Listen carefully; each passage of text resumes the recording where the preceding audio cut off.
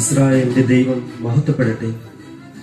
നിന്റെ പിതാക്കന്മാരോട് കരുണയും സ്നേഹവും കാണിച്ച പരമകാരുണ്യവാനായ ദൈവമേ, അവിടത്തേക്ക് എന്നും മഹത്വം ഉണ്ടായിരിക്കട്ടെ.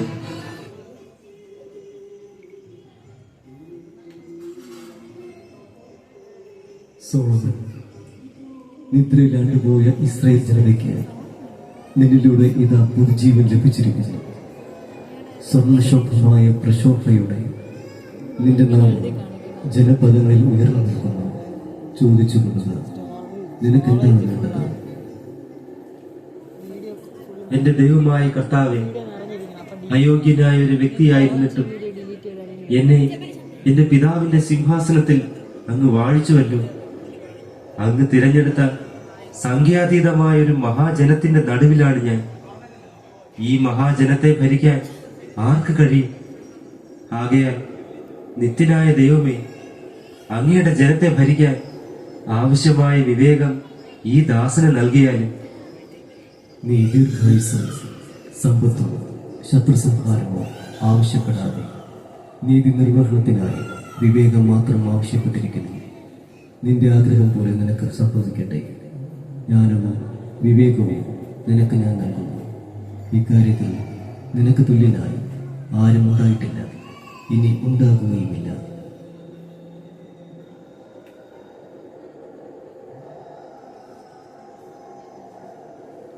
പ്രഭു, ഞങ്ങൾക്ക് നീതി നടത്തി തരണമേ. പ്രഭു, എന്നെ സഹായിക്കണമേ, എന്നെ സഹായിക്കണമേ. പ്രഭു, എന്നോട് കരുണ കാണിക്കണമേ. കരച്ചിൽ നിർത്തൂ. എന്താണ് നിങ്ങളുടെ പ്രശ്നം? പ്രഭു, ഞാനും ഇവളും ഒരേ വീട്ടിലാണ് താമസം. ഞങ്ങൾ രണ്ടുപേരും ഓരോ കുഞ്ഞുങ്ങൾക്ക് ജന്മം നൽകി. എന്നാൽ ഒരു രാത്രി ഇവളുടെ കുഞ്ഞ് മരിക്കാനിടയായി. ആ മരിച്ച കുഞ്ഞിനെ ഇവൾ എന്റെ അടുക്കൽ കിടത്തി. എന്റെ കുഞ്ഞിനെ അവൾ എടുത്തു കൊണ്ടുപോയി അവളുടെ അടുക്കൽ കിടത്തി. രാവിലെ ഞാൻ ഉണർന്നപ്പോൾ കുഞ്ഞ് മരിച്ചു പോയതായി കണ്ടു. എന്നാൽ ഞാൻ സൂക്ഷിച്ചു നോക്കിയപ്പോൾ ഇതെന്റെ കുഞ്ഞല്ല എന്ന് എനിക്ക് മനസ്സിലായി. പ്രഭു, ദയവ് ചെയ്ത് എന്റെ കുഞ്ഞിനെ എനിക്ക് തിരിച്ചു തരണമേ. അയ്യോ പ്രഭു, അങ്ങനെയല്ല. ഇവൾ കള്ളം പറയുകയാണ്. മരിച്ചു പോയത് അവളുടെ കുഞ്ഞ് തന്നെയാണ്. ഇത് എന്റെ കുഞ്ഞാണ്. അല്ല അല്ല അല്ല പ്രഭു, ഇവൾ പറയുന്നത് ശരിയല്ല. എന്നെ സഹായിക്കണം പ്രഭു. ഇവൾ പറയുന്നത് മുഴുവൻ കളവാണ്.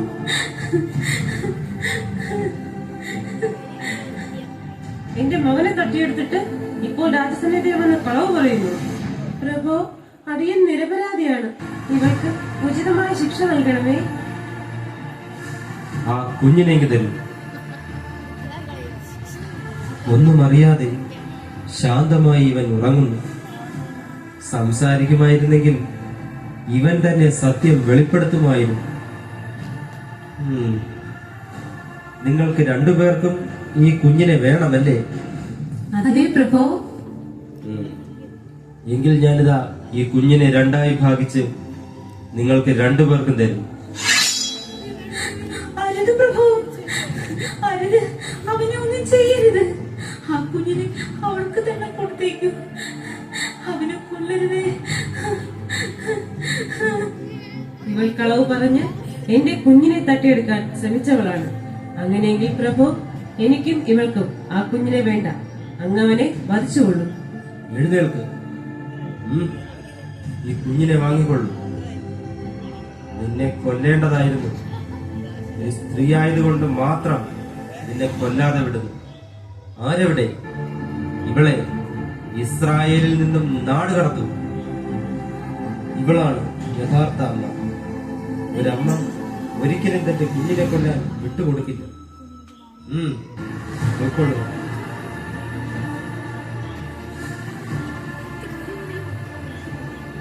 പ്രഭോ, അങ്ങയെ കാണാൻ ശേബാരാജ്ഞി പുറത്തു നിൽക്കുന്നു. വരാൻ പറയും.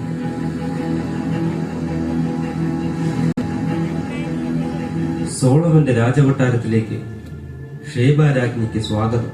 മഹാനായ സോളമൻ രാജാവിന്റെ രാജസന്നിധിയിൽ ഇന്ന് വരാൻ കഴിഞ്ഞ ഭാഗ്യത്തെ ഓർത്ത് ഞാനെന്നും നന്ദിയുള്ളവളാണ്.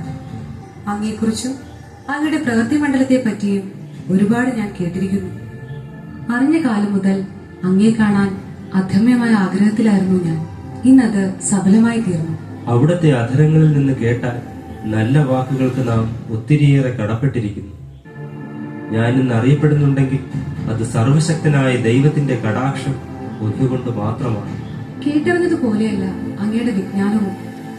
എന്റെ കണ്ണുകൾ കൊണ്ട് ഞാനത് അനുഭവിച്ചറിഞ്ഞിരിക്കുന്നു. ഇപ്പോൾ അങ്ങ് പ്രവർത്തിച്ച നീതിയുക്തമായ വിധി എത്രയോ പ്രശംസനീയർഹമാണ്. ഈ മഹാരാജധാനിയിൽ ഞാൻ ഇന്നും ഒരു ശിശുവിനെ പോലെയാണ്. ഭരണം എനിക്കിന്നും പ്രഹേളികയാണ്. ഞാൻ എന്തെങ്കിലും ഇന്ന് ചെയ്യുന്നുണ്ടെങ്കിൽ അതിന്റെ പിതാവ് അവശേഷിപ്പിച്ചു പോയ ധീരതയുടെ ശക്തിയാണ്. അങ്ങയുടെ ജ്ഞാനവും ധൈര്യവും ഇത്രയും ഉന്നതമെങ്കിൽ അങ്ങയുടെ പൂർവികരുടെ ഉദാത്തമായ മാതൃക എത്രയോ മഹനീയമാണ്. പറഞ്ഞാലും ആരാണ് അങ്ങയുടെ പിതാവ്?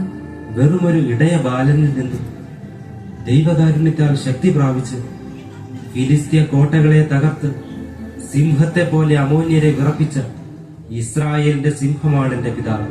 അതെ, ഇസ്രായേലിന്റെ സിംഹം ദാവീദ്. അറിയണമെന്ന ആഗ്രഹമുണ്ട് ആ മഹാനായ പിതാവിനെ കുറിച്ച്. അങ്ങയുടെ അതിരുകളിൽ നിന്നും കേൾക്കാൻ ഞാൻ അതിയായി ആഗ്രഹിക്കുന്നു. ശത്രുക്കളാൽ പീഡനം ഏറ്റുവാങ്ങേണ്ടി വന്ന ഇസ്രായേൽ ജനം നിരന്തരം ദൈവത്തെ വിളിച്ച് തങ്ങൾക്കൊരു രാജാവിന് വേണ്ടി അപേക്ഷിക്കുമായിരുന്നു. സാമുവേൽ പ്രവാചകനിലൂടെ ദൈവം സാമൂലിനെ രാജാവായി വാഴിച്ചു. പക്ഷേ ആ ഭരണം അധികകാലം നീണ്ടു നിന്നില്ല. അന്നൊരു നാൾ